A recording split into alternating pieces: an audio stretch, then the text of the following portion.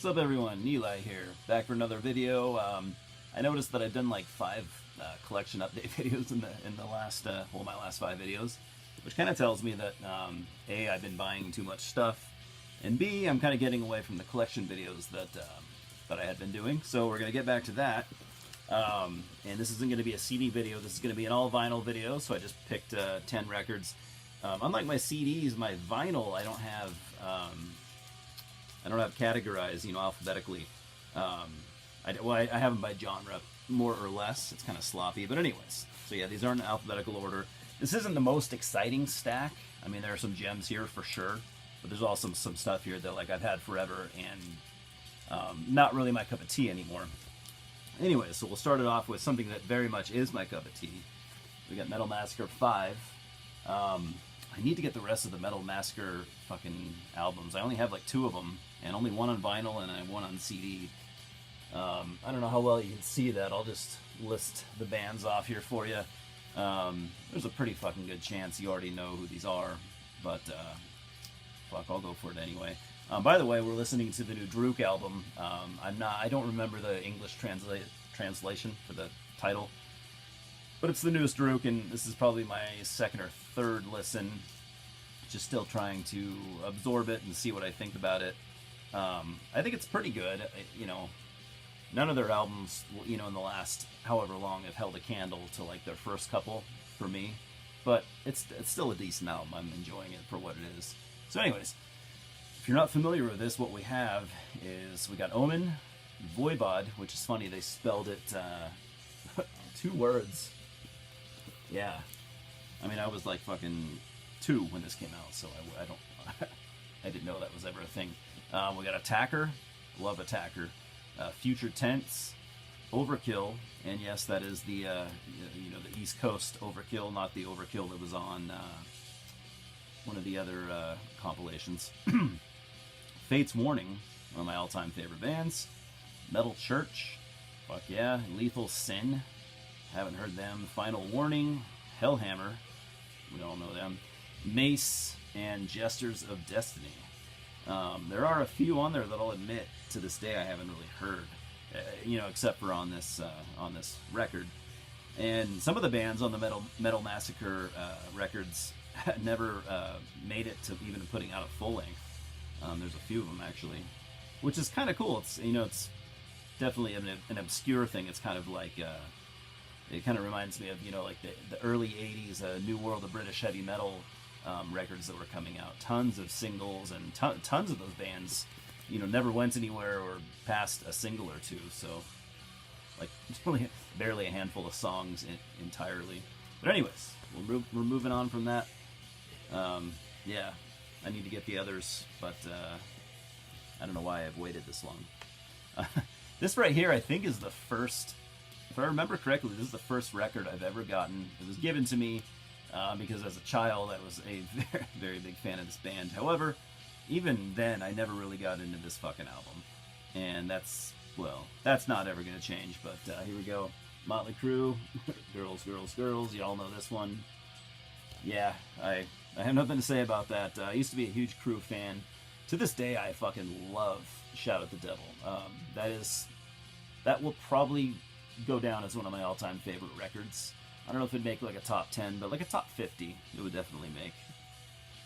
Here's another band from my childhood that I absolutely worshipped, and honestly anymore, it's not that I dislike them, I just literally never listen to them anymore.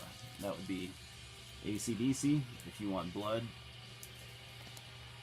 You've got it. This is a live album from what year is this from? Sorry, 78. It's got it's 78, so it's got there's songs, pre-78 songs. Got a lot of songs off the first album. Powerage. I don't know. Whatever else. Yeah, loved them as a kid. I mean, there was a point where they were literally my favorite band for years, and I just kind of grew out of it. I kind of wish I hadn't, because I mean I still do like some AC/DC albums, and I wish that I still had the urge, and maybe someday I'll revisit them. I'm sure eventually I'll get the urge to do so, but I haven't, and many years at this point. All right, next we have AC/DC Powerage, which was also one of my favorites at the time. And to be honest, from what I've noticed is in recent years, and I don't pay attention to people talking about this band anymore like I used to, but in recent years I've noticed a lot of people talking about how this is kind of like their underrated, big time underrated album, and I agree with that. Honestly, I agreed with it way back, when I was a kid. I always thought, like, why don't you hear these songs, constantly on the radio like you do some of the other albums? And I just thought it was good, and yeah. So that's that. Next, this is the band I've only really gotten into within the last couple years. I mean, maybe 5 at the most. I doubt it's even been that long, but I've grown to love some of their work quite a bit. You got Blue Oyster Cult with the Fire of Unknown Origin. Just taking that cover art, man, so fucking cool. I'm glad to have this on vinyl, because what I do like about vinyl a lot of the time is if I really like the cover art, it's nice to see it bigger, you can enjoy it that much more. Yeah, what can I say about this album? I think I've heard all of their work by now, in those, last, few years that I've gotten into them, and I do think this is their best album. To be honest, even possibly by far. This one seems to really resonate with me the most. The atmosphere, it's a great atmospheric record, and yeah, I think it's an all-time fucking classic. So to go with that, I also have Agents of Fortune. I also like this album. I don't like it nearly as much as that last one, though, and even some of their others. This kind of sits somewhere in the middle, I'd say. Got a gatefold right there. Kind of cool. It's like they're playing roulette in space. Pretty fucking awesome.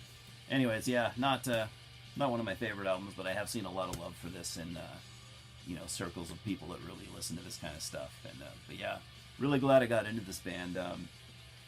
Obviously, I'd heard them a ton as a kid and stuff, just on the radio, just by hearing like their singles. And they were one of those bands for me that I had heard, like Don't Fear the Reaper and stuff like that, so many times that I had no urge to ever check out any of their albums, But that was a mistake. I wish I had, because like a lot of bands, that kind of get ruined by radio play. They have a lot of quality stuff. You just have to look past the radio singles. Anyways, here's another band that I've really only gotten into probably within the last 3-4 years, and I really like some of their stuff, and I haven't heard all their stuff, but this is my favorite by them. Got Uriah Heep with Abominog. This album is fantastic. It's I've only heard a couple other albums, other than this. I've heard like their earlier, they're more this came out in '82, so I've heard like their more '70s stuff, which is more of a kind of a good hard rock with, kind of progressive. I never really considered them like full on prog by any means, but they definitely had, some prog tendencies and probably some prog, inspirations, I guess. But this album is more of a hard rock, and even, kind of slightly proto metal type album. I really like it. It kind of like Peter Golby's vocals, they kind of remind me of like almost at times Dio mixed with a little of what's his name, Lou Gramm from Foreigner. It's a nice combination. I mean, Too Scared to Run is one of the coolest songs I've ever heard. It's just a killer album. If you're into hard rock, early heavy metal, and you haven't heard this, it's very much worth your looking into. I think you'd really dig it. Other than that, I also have Uriah Heep's The Magician's Birthday. Like I mentioned, I had heard some of their, earlier stuff, and this is some of that. This is I don't know what year this came out. It's definitely 70s. Like I said, 72. So I mean, this is 10 years before Abominog. Very cool album. Like I said, this is in these days they were more kind of proggy. Different lineup a little bit. Looks like they had a different singer. Yeah, definitely cool. Looks like they were a pretty good live band. There's some live photos in here and stuff, and some more cool artwork. So yeah, I mean, I know a lot of Prog fans are pretty big into this material, and I like it quite a bit too. I just I don't know, it hasn't I haven't listened to it for long enough. Like some of you guys know, I'm a pretty big Prog fan. I'm kind of a noob in Prog as well, but yeah, it's good stuff. I need to get, honestly, more of their stuff. I want to keep getting it. I mean, as far as I don't know if they have any bad stuff, but everything I've heard is pretty good. You know, Abominog and you know, behind. I don't know honestly what else they did in the '80s and beyond, but I'm kind of rambling, so I'll cut it out. This is another record I've had for a long time, and I think this is my second record I've ever had. Another one of those bands that I used to really love, and today I really couldn't give a fuck. I mean, I'm tired of hearing about them, but I will say this is a very underrated album from this band. We have In Through the Outdoor, Led Zeppelin. I'm not going to talk about it much. Like I said, I do think this album is... I haven't really been pulling the records out on those last few. I don't know why. This album I always thought was pretty underrated. Once again, you know, you hear so many songs on the radio from their first 5-6 albums, and this is their final album, and you don't hear a lot from it. And I always thought it was really good for what it was. I kind of thought they went out with a bang. You might say they went out with their weakest album, but I really don't think that. I don't think it's their weakest album. I think it's very creative, and I liked the direction they were taking. You know, it didn't sound like their first 4 albums that were hugely successful. They could have, you know, just redone shit like that, but clearly they progressed, and that's cool. Like I said, I don't give a fuck about them anymore, but it's a good album. Can't deny that. Here's another band that I've only really gotten into in the last couple years, and I've only heard, I think, two of their albums maybe. So I really need to hear more, but I like what I've heard. Got Wishbone Ash with Pilgrimage. I'd only heard, up until this point, I've only heard, what's it called, Argus, which I thought was a really cool album. I have not listened to this many times, so I really can't elaborate on it really at all. I think I gave it one kind of cursory spin, and was not even really paying attention, so I think I'll spin this tonight, and, you know, much too late for this video, but maybe I can talk about it in the description or something like that. But yeah, really cool band. If you don't know Wishbone Ash, they're a God, I can't even really say much about them. Were they a British band? I can't even really remember what country they're from. I think they're from England. I could be wrong. They're a hard rock, kind of, a lot of people will say kind of progressive at times as well, and even kind of like proto, like early proto heavy metal. You know, they did like that twin, you know, that kind of that dual guitar thing. You know, they did it honestly before a lot of bands then, and another band that I'm really not a big fan of, Thin Lizzy. You know, they both were doing that. They were doing that twin guitar thing, you know, before bands like Judas Priest and Iron Maiden were and stuff. So it's a pretty cool band. Definitely want to hear more in years to come. So anyways, that's 10 records. That's all I'm going to show for now. I got a whole bunch of, as I have lately, a whole bunch of new shit, and some really cool stuff and more stuff coming in. So got some goodies to show you.